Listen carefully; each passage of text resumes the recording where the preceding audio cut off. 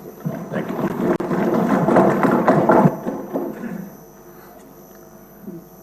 గౌరవనీయులైన ఉప ముఖ్యమంత్రి వర్యులు శ్రీ పవన్ కళ్యాణ్ గారు. Thank you sir.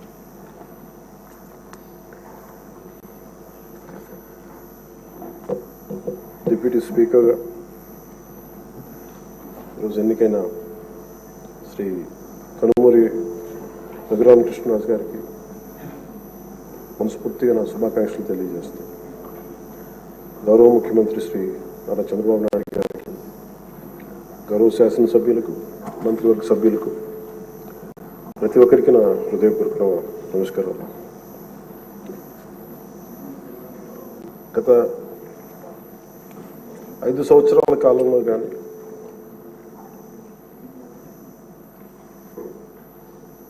నా పొలిటికల్ అబ్జర్వేషన్ కానీ, నేను పాలిటిక్స్ రావడానికి రీజన్ కానీ 7 దశాబ్దాలుగా మన చరిత్ర చదువుకున్న రైట్ ఫ్రమ్ మన ఫ్రీడమ్ ఇండిపెండెన్స్ మూమెంట్ నుంచి చిన్నప్పుడు స్కూల్లో చరిత్ర చదువుకున్నా కానీ చాలా గొప్ప గొప్ప మహానుభావులు ప్రాణత్యాగాలు చేసి పోరాటాలు చేసి ఈ దేశాన్ని నిర్మించారు, ఈ వ్యవస్థలు నిర్మించారు. ఎక్కడా కూడా to deter criminals into politics. దేశమంతా పనిచేస్తుంది క్రిమినలైజేషన్ ఆఫ్ పాలిటిక్స్ ఉండకూడదని. కానీ దురదృష్టవశాత్తు 14లో ఒకసారి రావడానికి ప్రయత్నం చేస్తే అలాంటి వ్యక్తుల సమూహాన్ని నిలువరించాం. 19లో కుదరలేకపోయింది. 19 to 24 అప్పటి ప్రభుత్వం it's an ఎపిటమ్ of criminalization of politics. గౌరవ ముఖ్యమంత్రి గారు సౌత్ అమెరికాకు చెందిన ఒక నార్కోటిక్స్ క్రిమినల్ హెడ్ ఎలా కంపేర్ చేశారు. క్రిమినల్ మైండ్ సెట్తో ఉన్న వ్యక్తులు కనుక రాజ్యాన్ని వెళ్తే వాళ్ళు దేనికి గౌరవం ఇవ్వరు, వ్యవస్థలకు గౌరవం ఇవ్వరు, రాజ్యాంగ విధానాలకు గౌరవం ఇవ్వరు, ఎవరైనా బలి చేయగలరు. మన పర భేదం లేదు వాళ్ళకి. గత ప్రభుత్వంలో రఘురామకృష్ణరాజు గారు ఎంత బాధించారో చూస్తే, దానికి ముందు వరుసగా చూస్తే సుప్రీంకోర్టు జడ్జెస్ని వదలలేదు, చిన్నపాటి కార్యకర్తల్ని వదలలేదు, ప్రతిపక్షంలో ఎవరిని వదలలేదు. స్వయాన వాళ్ళ పార్టీ తరఫున గెలిచి ఎంపీగా ఎన్నికైన రఘురామకృష్ణరాజు గారిని విధానాలతో విభేదించి ఆయన ఎంత ఇబ్బందికి గురి చేశారో, శారీరకంగా, మానసికంగా, అన్ని రకాలుగా. ఒక ఎంపీకి ఒక తీసుకెళ్ళి అరెస్ట్ చేస్తారు, ఏదో ఇబ్బంది పెడతారు, అట్లా ఏదో అనుకున్నాం. కానీ ఆయన మీద ఒక 3rd degree మెథడ్స్ వాడటం, బెదిరించడం. ఆ రోజున గౌరవ ముఖ్యమంత్రి కోసం నేను కూడా స్పందించాను. భయం వేసింది మాకు, ఆయన ఏం జరుగుద్దో అని. చాలా ఆవేదన కలిగింది. చాలా బలమైన ఇబ్బందులు ఎదుర్కొన్నారు. నాకు నిజంగా ఆ రోజున అనిపించింది, క్రిమినల్స్ కనుక రాజ్యాలు వెళ్తే ఎలా ఉంటుంది, ఎలా ఎదుర్కోవాలి. సో ఈ ప్రభుత్వం తాలూకు వ్యతిరేక ఓటుని చీలనివ్వకూడదన్న నా ఆకాంక్ష ఈ రోజున మిమ్మల్ని ఈరోజు డిప్యూటీ స్పీకర్ పదవిలో చూస్తుంటే నిజంగా నేను ఆ రోజు నా ఆవేదన, నా ఆక్రోశం ఈరోజు మీ రూపంలో డిప్యూటీ స్పీకర్గా మీరు ఉండటం నాకు నిజంగా చాలా చాలా ఆనందంగా ఉంది. ఇక్కడ మొన్న ఆ రోజు మీరు కూడా ఉన్నారు, మనం సభ ప్రారంభమైనప్పుడు దాదాపు ఇక్కడ ఉన్న సభ్యులందరూ కూడా దాదాపు 80% సభ్యులు మన అచ్చెన్నాయుడు గారి దగ్గర నుంచి, మీ దగ్గర నుంచి, చంద్రబాబు నాయుడు గారి దగ్గర నుంచి అందరూ కూడా ఏదో ఒక రకంగా క్షోభ అనుభవించిన వాళ్ళు, బాధలు అనుభవించిన వాళ్ళు, సోషల్ మీడియా అబ్యూస్ని భరించలేని, నాటి 100% అందరూ ఏదో ఒక విధంగా సోషల్ మీడియా అబ్యూస్ అయితే జరిగింది. ఇలాంటి పరిస్థితుల్లో మనందరం కలిసికట్టుగా ఉండి ప్రజాస్వామ్యాన్ని కాపాడినందుకు మనస్ఫూర్తిగా ఈ సభకు నేను మనస్ఫూర్తిగా ధన్యవాదాలు చెప్పుకోండి మీతో. ఇది భవిష్యత్తులో మీరు ఈ పదవిని అలంకరించారు, మీరు మీకు ఆవేదన ఉంది, మీ కోపం ఉంది, రచ్చబండ కార్యక్రమం ద్వారా మీరు కూడా మాట్లాడాల్సిన అవసరం లేదు. యాక్చువల్లీ మీరు కూడా అలాంటి, మీ దగ్గర మాటకి చాలా బలమైన పదును ఉంటుంది, మీ మాటకి హాస్యం ఉంటుంది, గుడ్ సెన్స్ ఆఫ్ హ్యూమర్ ఉంటుంది మీ దగ్గర.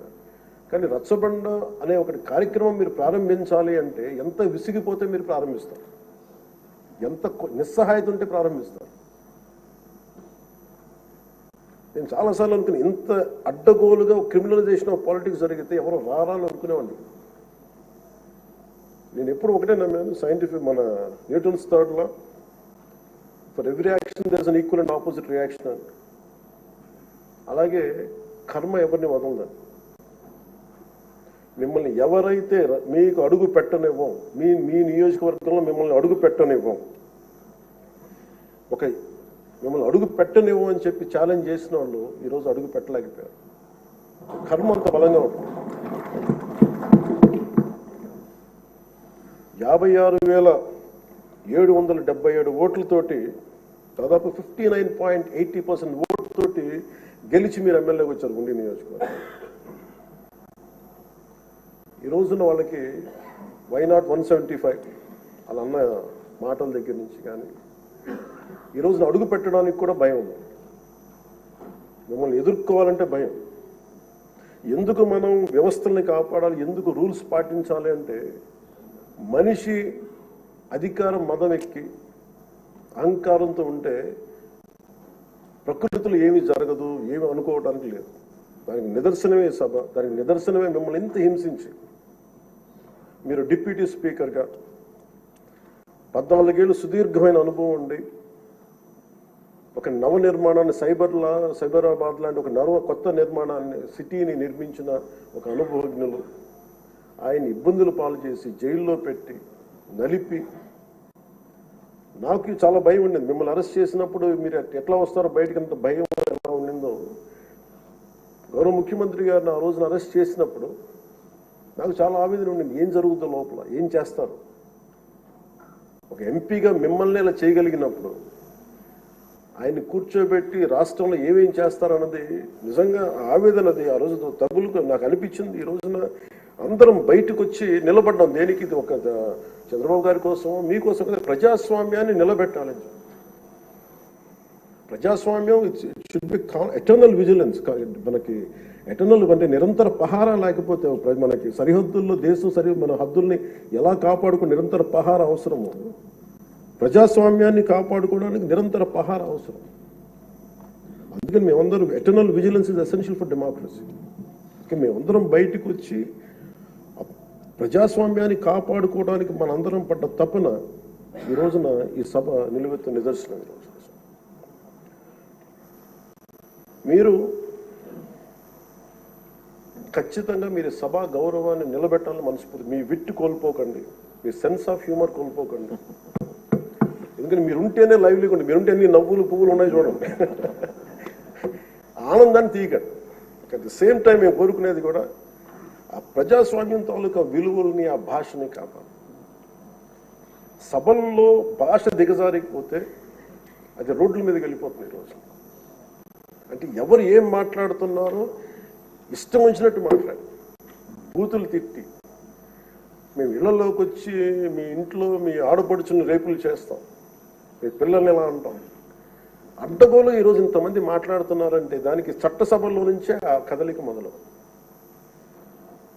ఆ హుందాతనం పోయింది సభలో. తిరిగి మీరు డిప్యూటీ స్పీకర్గా, అయ్యన్నపాత్రుడు గారు స్పీకర్గా ఆ హుందాతనాన్ని మీరు తిరిగి తీసుకురావాలి.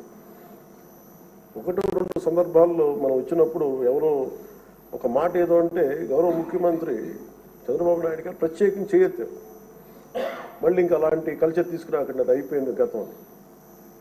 సో అది మీరు మనస్ఫూర్తిగా దాన్ని పాటించి ఈ సభ గౌరవాన్ని నిలబెట్టాలని కోరుకుంటా ఉన్నాను. ఒక విన్నపం అధ్యక్ష స్థానంలో కూర్చున్న మీకు, మీ టెన్యూర్లో అయ్యన్న పాత్రుడు గారు మీ టెన్యూర్లో కరెక్షన్ మొదలవ్వాలంటే భావ ప్రకటన భావ స్వేచ్ఛ మీద ఇష్టానికి మాట్లాడేస్తూ ఉన్నారు అందరూ. మనకి గౌరవ మంత్రి లోకేష్ గారిని బదులు పెడతారు, ఏదన్నా అంటే భావ ప్రకటన భావ స్వేచ్ఛ అంటారు. దీనికేదో ఒక ఫైనల్ కరెక్షన్ ఈ సభలో జరగాలని కోరుకుంటున్నాను.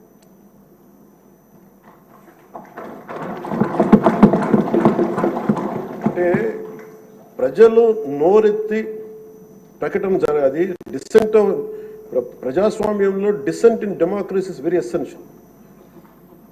కానీ అది ఎట్లా ఉండాలి అనేది దాని తాలూకు విధి విధానాలు మనం ఇక్కడి నుంచే మొదలు పెట్టాలి. అది మీ ఆధ్వర్యంలో మొదలవ్వాలి నేను కోరుకుంటున్నాను. నేను కీలకంగా కోరుకుంటుంది ఈ రోజున మీ తరఫున గౌరవ ముఖ్యమంత్రి గారు కూడా తెలియజేస్తా ఉన్నాను. Social media abuse protection bill అత్యంత తక్కువ సమయంలో రావాలి, బాగా చర్చ జరగాలి. మీరు డిప్యూటీ స్పీకర్ హోదాలో ఉండి, అయ్యన్న పాత్రుడు గారు స్పీకర్ హోదాలో ఉండి మీ టెన్యూర్లో social media abuse protection bill రావాలి. మన హోంమంత్రి గారిని వదలలేదు, అనిత గారిని, ఇంట్లో ఉన్న ఆడవాళ్ళని వదలట్లేదు. అంటే ఒక సైకలాజికల్ అబ్యూస్, ఒక పాశవికంగా తయారయ్యారు, సేడిస్టిక్ గా తయారయ్యారు. దీని మీద మనందరం ఇర్రెస్పెక్ట్ ఆఫ్ డిఫరెన్స్ ఆఫ్ ఒపీనియన్, విభిన్నమైన పొలిటికల్ పార్టీలు అయినొచ్చేమో కానీ ప్రజాస్వామ్యాన్ని కాపాడటం కోసం Andhra Pradesh should lead by example introducing social media abuse protection bills. ఎందుకు చెప్తున్నానంటే మీలాంటి వ్యక్తిని మెంబర్ ఆఫ్ పార్లమెంట్ అయ్యండి, మిమ్మల్ని ఇంత ఇబ్బంది గురి చేస్తే ఇంకా సగటు మనిషి పరిస్థితి ఆలోచించుకోండి. 3 ఏళ్ల బిడ్డలు 5 ఏళ్ల బిడ్డలు కూడా రేప్ చేస్తున్నారు, క్రిమినల్స్ అంతా చెలరేగిపోతున్నారు అంటానికి కారణం ఈ చట్టసభలు ఇష్టారాజ్యంగా మాట్లాడి దానికి ఒక క్రిమినల్ నక్సెస్ లాగా ఇందాక ఎస్కోబార్ ఒక డ్రగ్ కార్టెల్ స్టార్ట్ చేస్తే వీళ్ళ క్రిమినల్ ఎంపైర్ని గార్డ్ చేసుకోవడానికి ఒక సోషల్ మీడియా ఒక అబ్యూసివ్ కార్టెల్ స్టార్ట్ చేసి ప్రజల్ని భయభ్రాంతులను చేసి అందరినీ భయపెట్టేసి కంట్రోల్ చేయడం, నియంత్రించడం. మాకు ఎదురు తిరిగితే మనకి కృష్ణరాజు గారు లాగా మమ్మల్ని జైల్లో పెట్టేస్తాం, ఇలా 3rd degree మెథడ్స్ వాడతాం. ఒక ఎంపీకి ఇలా ఉన్నప్పుడు అలా భయప్రాంతులు చేయడం, ఒక ముఖ్యమంత్రి స్థాయిలో ఉన్న వ్యక్తిని గతంలో 3 సార్లు చేసిన వ్యక్తిని జైల్లో పెట్టేస్తాం, దాడులు చేస్తాం. ఈ మైండ్ సెట్ మారాలి అంటే ఈ సభ ప్రజలు మనకి చాలా బలమైన ఇచ్చారు. వాళ్ళని 11 మనల్ని 164లో పెట్టారంటే ప్రజలకు మన మీద అపారమైన నమ్మకం. ఏదో మార్పు తెస్తారు. అభివృద్ధి డెవలప్మెంట్తో పాటు వాళ్ళు కోరుకుంటుంది స్వేచ్ఛ వాయువులు పీల్చాలి, భయపడకూడదు. మీరు వస్తే చూడండి నవ్వులు పువ్వులు విరుస్తున్నాయి ఇక్కడ. ఇదే అట్మాస్ఫియర్, ఇదే వాతావరణం రాష్ట్రం అంతా ఉండాలని మనస్ఫూర్తిగా కోరుకుంటాం. మనం ఎంత ఆనందంగా నవ్వుతున్నాం. మనం సీరియస్ ఇష్యూస్ మాట్లాడుతున్నాం, మనకి వ్యతిరేకమైన విభేదాలు ఉంటాయి, అభిప్రాయ భేదాలు ఉంటాయి, ఒకటి సాధించుకోవడానికి భిన్నమైన అభిప్రాయాలు వస్తాయి. కానీ ఇదంతా కూడా చాలా సుహృద్భావ వాతావరణంలో జరగాలని నేను మనస్ఫూర్తిగా కోరుకున్నాను. సో మరోమారు మీరు పడ్డ వేదన, మీరు చేసిన పోరాటం, సినిమాల్లో హీరోలు, నేను కూడా చేస్తాను కాబట్టి చెప్తున్నాను, దెబ్బలకి నటించడం చాలా కష్టం. దెబ్బ పడితే వేరుగా ఉంటుంది. కానీ మీరు నిజ జీవితంలో దెబ్బలు తిన్నారు. ఎంత శక్తి కావాలి, ఎంత పోరాట పటిమ కావాలి, ఎంత శౌర్యం ఉండాలి, ఎంత ధీరత్వం ఉండాలి మీకు. ప్రభుత్వం వస్తో లేదో తెలియదు, మళ్ళీ వాళ్ళే రావచ్చు, కానీ తట్టుకొని మీరు నిలబడ్డారు చూసారా, దానికి మీకు హ్యాట్స్ ఆఫ్ సార్. వండర్ఫుల్. మీరు ఎలా నిలదొక్కున్నారో, మీరు ఎలా ధైర్యంగా ఉన్నారో అది రాష్ట్రం అందరికీ మమ్మల్ని కోరుకుంటున్నాం. మీది ఏది కోల్పోకండి. మీ సెన్స్ ఆఫ్ హ్యూమర్ మటుకు 80% కోల్పోకండి. మీరు రచ్చబండలో ఒకప్పుడు చేశారు కాదనలేదు, కానీ మీ ఎంజాయ్డ్ ఇట్. కానీ మాకు భవిష్యత్తులో మళ్ళీ దాన్ని మీరు టోన్ డౌన్ చేస్తారు, ఎలా చేస్తారో తెలియదు, కానీ మీ సెన్స్ ఆఫ్ హ్యూమర్ కోల్పోకుండా సభని హుందాగా నడిపి తిరిగి విలువలు ప్రతిష్ఠించమని మనస్ఫూర్తిగా కోరుకుంటూ మీకు మరోమారు మీకు అవకాశాన్ని ఇచ్చిన నారా చంద్రబాబు